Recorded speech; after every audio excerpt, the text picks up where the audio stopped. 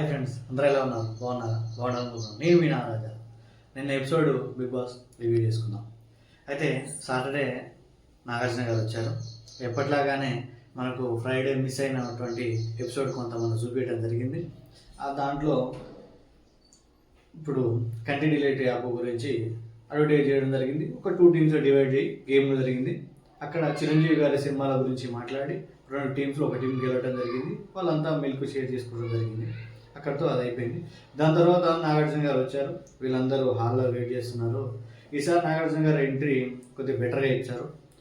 రావడంతో గన్ తీసుకొని వచ్చి 3 చీఫ్ల ఫోటోను బోర్డు మీద పెట్టేసి వాళ్ళ చీఫ్లు వాళ్ళ క్లాన్లో రెడ్ అండ్ గ్రీన్ 2 రోస్ పెట్టేసి అందులో ఎవరిని రెడ్లో పెడుతున్నాం ఎవరిని గ్రీన్లో పెడుతున్నాం అని చెప్పేసి ఎక్స్ప్లెయిన్ చేసుకుంటూ పెట్టాలని చెప్పేసి నాగార్జున గారు పెట్టడం జరిగింది.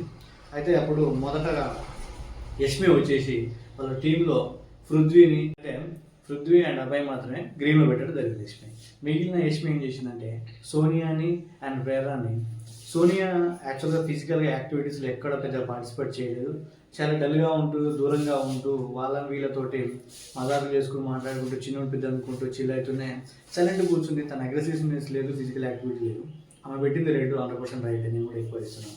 నెక్స్ట్ ప్రేరణ విషయానికి వస్తే ప్రేరణ తన పదవిలో తానైతే నాకు బాగానే చేసింది అనిపించింది. వ్యక్తు సంచలన విషయంలో కూడా చాలా క్లారిటీగా ఉండే. కాకపోతే వీళ్ళు ఎస్మిటి వాళ్ళంతా బాగా గొడవ చేయడం, వీళ్ళంతా బాగా ఆమెను డిస్టర్బ్ చేయడం వల్ల కన్ఫ్యూజ్ అయ్యి ఆమె స్లిప్ అవుతుంది. అంటే ఎట్ సైడ్ చెప్తే బాగుంటుంది, at side wrong, at side right అని చెప్పేసి తన కాన్స్టిట్యూషన్ కరెక్ట్ లేదు. బట్ అయినా ఆమె కూడా అదే ఇచ్చింది. నెక్స్ట్ యష్మి కూడా తన రెడ్లో వేసుకుంటే నాగార్జున సార్ చెప్పాడు, చీఫ్లో నేను ఇస్తాను మీరు ఏకని చెప్పాడు. నెక్స్ట్ క్లాన్ చీఫ్ అయినటువంటి నైనిక వచ్చింది. సీతని అండ్ వాళ్ళ టీంలో ఉన్నటువంటి సీతను అండ్ నబీల్ని ఇద్దరిని గ్రీన్ ఇవ్వడం జరిగింది. కాకపోతే మన వాళ్ళ టీంలో విష్ణుప్రియని కూడా గ్రీన్లో వేయడం జరిగింది. మిగిలినటువంటి కేవలం ఆదిత్య ఓం గారిని మాత్రమే రెడ్లో వేయడం జరిగింది. ఎందుకంటే ఆదిత్య ఓం గారు ఫిజికల్ టాస్క్ అనేటువంటిది ఒకటి మేనేజ్మెంట్ టాస్క్ ఒక్కొక్క చుక్క పోసి రిటర్న్ వస్తున్నప్పుడు తను కొద్దిగా ఇర్రెస్పాన్సిబిలిటీగా చేయబడడం జరిగినప్పుడు అది కొద్దిగా డ్రాప్స్ కింద పడి ఆ గేమ్ వాళ్ళు ఓడిపోయారని అనేది ఫీల్ తోటి ఆమె రెడ్లో పెట్టడం జరిగింది. నెక్స్ట్ నిఖిల్ టీంలో ఒకే ఒక్కడు మణికంఠ యోధుడు అని చెప్పేసి 100% observative. I will also agree. ఎందుకంటే మణికంఠ చాలా ఫన్నీగా అందరితో మాట్లాడుకుంటూ కలుపుకుంటూ చిన్న దొంగతనాలు చేస్తూ అసలు ఎంత ఫన్నీగా ఉన్నాడంటే ఒక రకంగా చెప్పాలంటే తేజాన్ని గుర్తు చేశాడు. చాలా ఫన్నీగా ఎంటర్టైన్మెంట్ చేశాడు. చాలా హ్యాపీగా అనిపించింది. అండ్ ఇంకా మిగిలిన శేఖర్ భాష కూడా రెడ్లోకి తీసుకోవడం జరిగింది. ఆయన కూడా మనకు శేఖర్ భాష కూడా మన యష్మి టీంలో సభ్యుడే. ఆయన కూడా రెడ్లో తీసుకోవడం జరిగింది. ఇక వీళ్ళ చీఫ్ల విషయానికి వస్తే నాగార్జున గారు ఏం చెప్పారంటే యష్మి వచ్చేసి 100% ఫిజికల్ టాస్క్లో కానీ ఇన్వాల్వ్మెంట్లో కానీ ఆమె చీఫ్గా 100% ఆమె జడ్జ్ చేయలేదు. సంచాలకులు ఉన్నప్పుడు ఫెయిల్ అయింది. మణికంఠ అండ్ సీత విషయంలో ఆ మరమరాలు ఏదైతే ఉందో 250 గ్రామ్కి నియర్గా ఉన్నది అది ఆర్గ్యుమెంట్ అయితే మన మణికంఠకి అండ్ మన యష్మికి ఆర్గ్యుమెంట్ అయితే నాగార్జున గారు వీడియో చూపించారు. వీడియో చూపించినప్పుడు ఏమైంది, ఆమె నియర్ బై ఉంటే ఇస్తానని చెప్పింది. కానీ తర్వాత ఏం చేసిందంటే ఒక రకంగా చెప్పాలంటే దాన్ని కవరింగ్ చేసుకోవడం కోసం వాళ్ళందరూ ఎక్కువ మంది ఉన్నారు ఆ క్లాన్లో ఫుడ్ కోసం ఇలా చేశాను, కానీ అది 100% రాంగ్. అది నాకు మోసలేకని లెక్కనే అనిపించింది. యష్మి ఇంటర్నేషనల్గా ఏదో చేసేస్తుంది, కానీ తర్వాత చాలా చాకచక్యంగా కవర్ చేసుకుంటుంది. బట్ ఆ ఫీలింగ్ అయితే అక్కడ లేదు, ఆమె కవర్ చేసేసుకుంది. ఇంకొకటి వచ్చేసి నైనిక కూడా ఆమె చీఫ్గా కానీ లేదంటే ఫిజికల్గా కానీ ఫస్ట్ ఆమె చీఫ్గా ఆడడానికి ఎంత ప్రెజర్ పెట్టి ఎంత ఆమె అవుట్పుట్ ఇచ్చిందో, బట్ నిన్న మాత్రం ఈ వీక్లో ఏం లేదు, ఆమె పెద్దగా ఏం చేయలేదు. ఆ టీంతో చేపించింది, కానీ ఆమె ఎక్కడ పార్టిసిపేట్ చేసి విధానం అయితే నాకు ఏం కరెక్ట్గా అనిపించలేదు. నెక్స్ట్ నబీల్ విషయంలో వచ్చి తన టీం తరఫున మస్తు పోరాడు ఒక నబీల్, కానీ నబీల్కి ఎక్కడ సపోర్ట్ దొరకలేదు. వీళ్ళందరూ పోయి వేరే వాళ్ళతో మాట్లాడుకుంటూ వేరే టీంలో జట్టుకు వేరే టీం సపోర్ట్ చేశారు. అది నబీల్ కూడా చాలా ఫీల్ అయ్యాడు. నాగార్జున కూడా అదే గుర్తు చేసిండు. And Nainika chief of fake. ఇక విషయానికి వస్తే నిఖిల్ 100% ఎప్పుడైతే సోనియా గారితో విభేదించుకొని అంటే కొంచెం దూరంగా ఉంటే స్టార్ట్ చేసిండో, తన క్లాన్లో ఉన్నటువంటి బేబక్క వదిలేసిపోయి సోనియా వదిలేసిపోయి ఒక్క ఉన్న మణికంఠతోటి తను ఎమోషన్ అవుతూ అప్పుడప్పుడు ఏడ్చుకుంటూ కూడా తను బ్యాకప్ చేసుకొని తను ఆడిన విధానం గెలిచి చిన్న టీం అయినా కూడా అందరికంటే ఎక్కువ 2,40,000 గెలుచుకొని విన్నర్ టీంకి విన్నర్ ప్రైజ్కి ఆయన పార్టిసిపేట్ చేసి చాలా స్పోర్టివ్గా ఆకలి అవుతున్న మణికంఠ ఎన్ని టెంప్ట్ చేసినా దొంగతనం చేద్దామన్నా తిందామన్నా వద్దు అని చెప్పేసి ఆయన ఉన్న జెన్యునిటీ, ఆయన ఉన్న ఆయన చేసిన నిజాయితీ ఆయనకు పనికొచ్చింది. 100% ఆయన టాప్లో ఉన్నాడు. నాగార్జున గారు కూడా ఆయనకు అప్రిషియేట్ చేయడం జరిగింది.